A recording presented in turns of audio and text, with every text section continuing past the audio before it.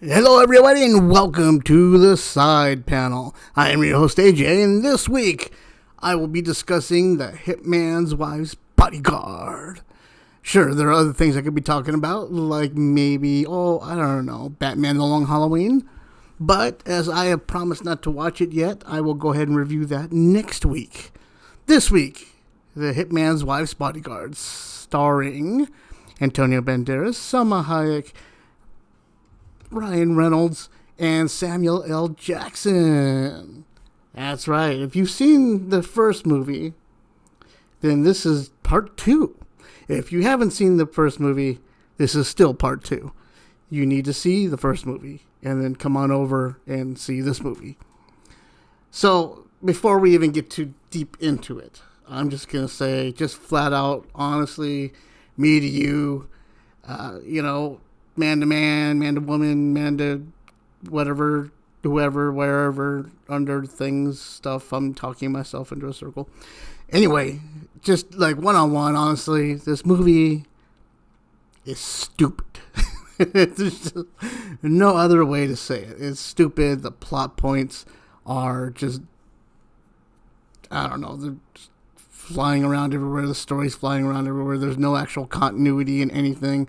There's no, it's just, it's kind of a sloppy mess. But it is an awesome and fun, over-the-top, bloody, exciting, vulgar thrill ride from start to finish. And it just does not let up. I won't go into too many details as to what the film is actually about. You've seen the trailers. You've seen everything else. If you've seen part 1, you know what's going on here. I lied. I'll talk a little bit about it. Ryan Reynolds is a disgraced hitman, bodyguard, thanks to Samuel Jackson's character, who had killed his protectee in the first film. I guess that's a bit of a spoiler alert, huh? Beep, beep. Spoiler alert. If you haven't seen the first one, well, you suck. You should go watch it right now, because it is fun. And now I've just given that away. So moving on to the second one. This shows Ryan Reynolds' character of Michael Bryce trying to pick up the pieces of his life after all that has happened. And somehow gets entangled with Samuel Jackson and his wife, Salma Hayek, and into another one other crazy little escapade thing throughout all of Europe. It is fun. It is hilarious. It is way over the top. The action sequences, the fighting, just the gore and everything all about it is nuts. It's never a dull moment. You're never bored. You're never wondering when this is over. You're never wondering how long the movie has been going on, because the entire time you're just pulled in. You're either laughing your ass off or you're just like, holy shit, the whole time, and because of that, I thoroughly enjoyed it. I went to the movie theaters. I saw it in the theater. I could recommend that you go see it in the theater if you can.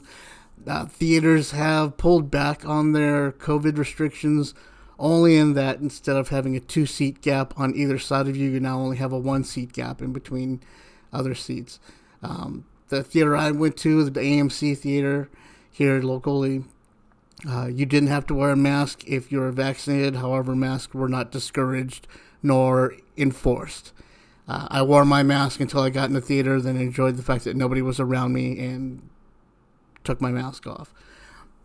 I don't know if their cleaning routines have downgraded or set back any since then, since the restrictions have lifted or not, but to each their own.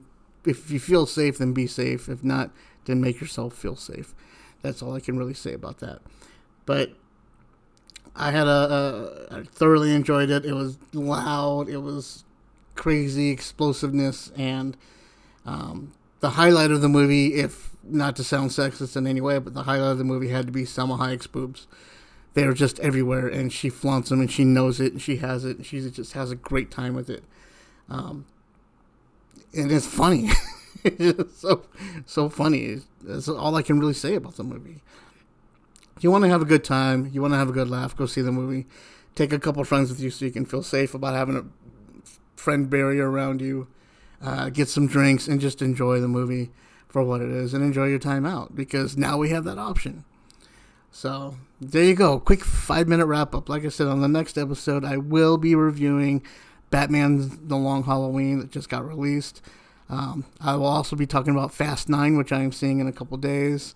I know it's Fast and Furious franchise. Don't give me any grief about it, okay?